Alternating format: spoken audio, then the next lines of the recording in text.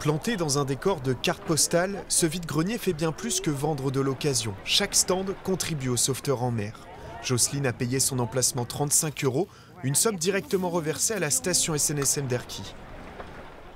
Ça les aide financièrement aussi, ils ont besoin pour sauver les vies, surtout en mer. Donc non, moi je trouve ça super.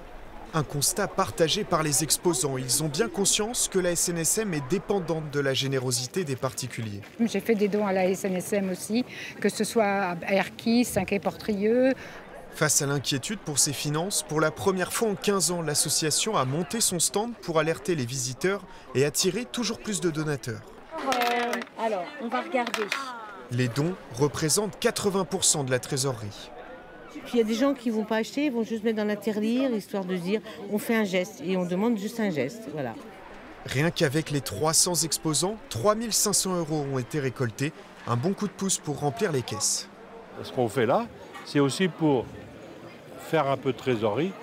Et puis, dans 10 ans, il faut changer la vedette. Et la vedette, c'est 2 millions d'euros. Un tel investissement est financé en partie par l'État et les collectivités. La SNSM d'Erquy est soutenue à 20% par les subventions publiques, une aide financière qui dépend des politiques budgétaires. C'est précaire comme situation, parce que l'on sait que du jour au lendemain, tout peut s'arrêter et on n'aurait plus que les dons de nos donateurs pour vivre. Et là, ça deviendra compliqué.